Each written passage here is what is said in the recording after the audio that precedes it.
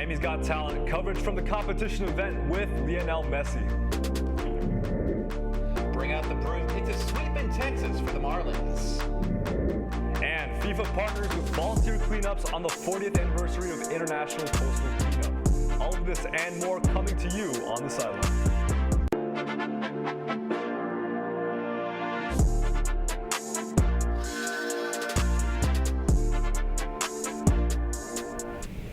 Hello, South Florida, and welcome to the Sideline, the place where you get all the highlights from this South Florida teams. I'm Julian Liscano. And I'm Dylan Bizet, and the Sideline starts now. Miami was the center of the soccer world this weekend as the Messi Mas Plus 1v1 final took over the city. That's right, fans packed the venue for high-energy matchups and a festival-like atmosphere. Sideline's Oraya Reta takes us inside the event. We're here in Wynwood, where hundreds of soccer fans came and united to watch the 1v1 World Crown Tournament. The tournament, sponsored by Lionel Messi's brand Mas Plus and hosted by company Top Baller, saw 5 cities all over the world. They flew out the winning man and women finalists from LA, Toronto, London, and Dublin all the way to Miami.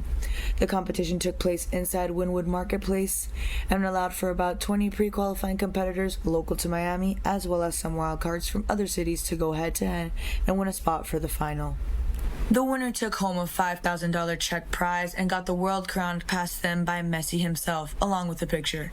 The event had some local vendors and was a place for both soccer and Messi lovers to come and enjoy an afternoon of raffle contests, music emceed by Brush, and some local food vendors. With Messi signing another year at Inter Miami, the Southern Legion was seen representing the fan base, bringing along their ultras to intensify the atmosphere. With Messi watching over the final round, tensions were high and the finalists gave their best. Miami local player Melanie Russo, hailing from Miami Grove Soccer Club, won the women's 1v1 crown, making her way from the initial pre-qualifying rounds all the way to the top. It's amazing. I'm pumped.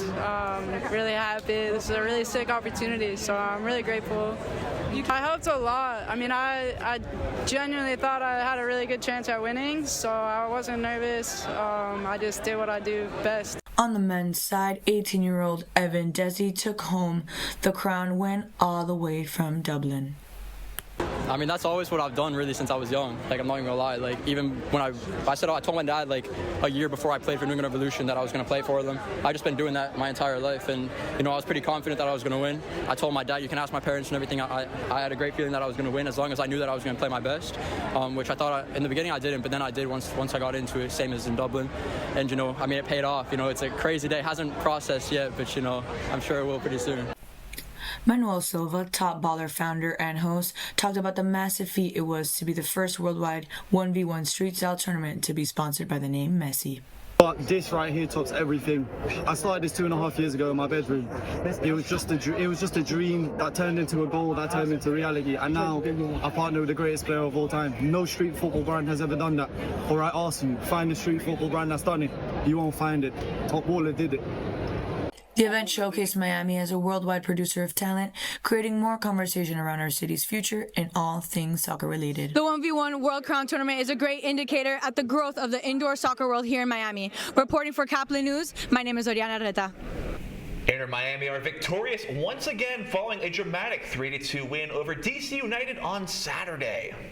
With star player Lionel Messi contributing to every goal scored, the Argentine forward started with a brilliant assist to Tadeo Allende and then took matters into his own hands, scoring 2 goals to secure the win, allowing Inter Miami to firmly stay in contention for the MLS Supporter Shield. In baseball news, the Marlins were in Texas last night looking for the chance to sweep the Rangers. Top of the 4th, Otto Lopez rips a shot to left. 3 hits on the day for Lopez. Xavier Edwards scores fish strike first. Next inning, it's Agustin Ramirez, another double to the left. Jacob Marcy comes home, Marlins up 3. The Fish hold on and win it 4-2, completing the sweep. Miami now is in 4 games back in the wild card, but just 6 games remain in the regular season. But the team's 76 wins are already 14 more than last season. Las Vegas Aces star Aja Wilson received a record-breaking 4th MVP award. Wilson has been voted as the 2025 WNBA Most Valuable Player and secured 51 of 72 first-place votes from a panel of writers and broadcasters. She received the trophy on Friday from Miami Heat forward Bam Adebayo. The 7-time All-Star is already the Aces' all-time leading scorer, with her jersey retired earlier this year. And that's not her only honor. Wilson also named Co-Defensive Player of the Year this week, sharing the award with Minnesota's Alana Smith.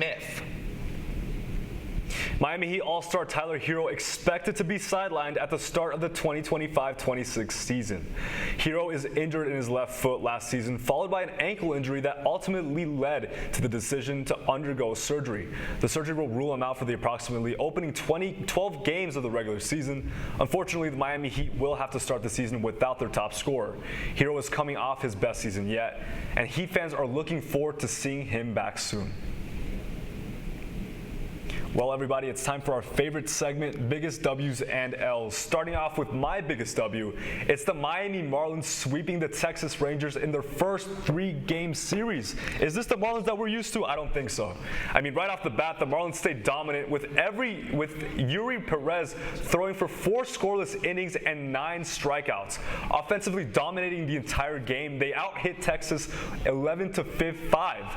And when it came time to clutch up, a 2-run 4th inning gave the Marlins the cushion they needed to take control of the game.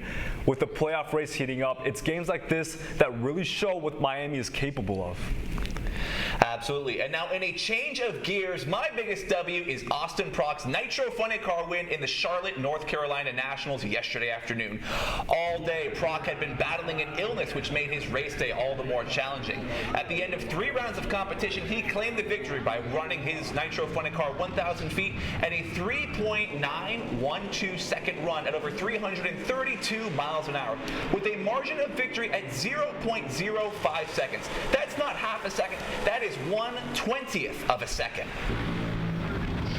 Let me tell you, that's unimaginably fast. But heading on to my L, my biggest loss of the week has to go to Atletico Madrid's loss to Liverpool in match week 1 of the Champions League. Right off the bat, Atletico looked rough, conceding 2 goals by Gravenberch and Salah in the first 6 minutes of the game, putting them in immediate pressure. For a defensive-heavy team, this allowed too much space in between their players, making it almost too easy for Liverpool to press forward and make crucial plays. Even with the 2 goals by Marcos Llorente to put them back on the board, a set piece by Szoboszlai and Van Dijk made scoring headers look way too easy. And the cherry on top, Athletic coach Diego Simeone getting a straight red for fighting with a fan at the end of the game. What are you doing, man? This wasn't just an embarrassing performance all around for Atletico's side. This was an embarrassing way to represent Atletico to the fans. Yeah, absolutely. What a crazy thing to fight with the fan. Now, changing gears once again, my biggest L this week has to be the McLaren Formula One team at last weekend's Azerbaijan Grand Prix. Both cars crashed in practice. Both drivers qualified below where they should be, and during the race, it went from bad to worse, with Oscar Piastri not satisfied with his view of the wall, leading to his 3rd crash of the weekend.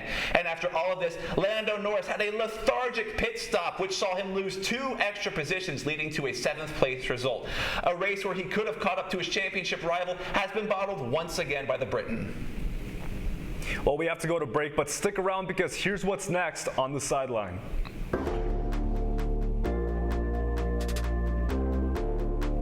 A local environmental organization partners with FIFA Miami 26 to celebrate the 40th anniversary of International Coastal Cleanup.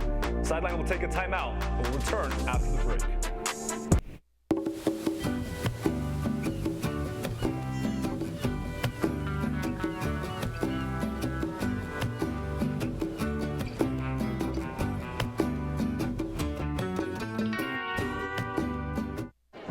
The black truck? Hey, Christina from accounting. Yeah, hi. Hey, I used to date a girl named Christina. Oh, really? Yeah, and then she dumped me for my best friend. You want to see some photos of them that I took? I don't. I thought we talked about this, buddy. Buzz and overshared again? Yeah. Yeah. I'm gonna call a car. That's a smart idea.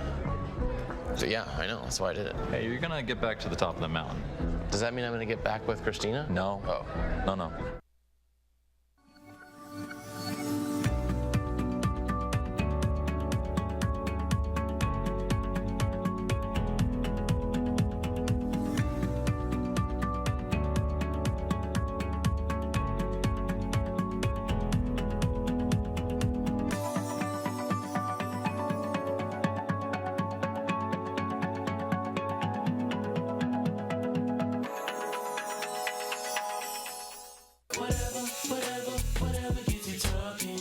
lot of ways to reach out to a friend about their mental health.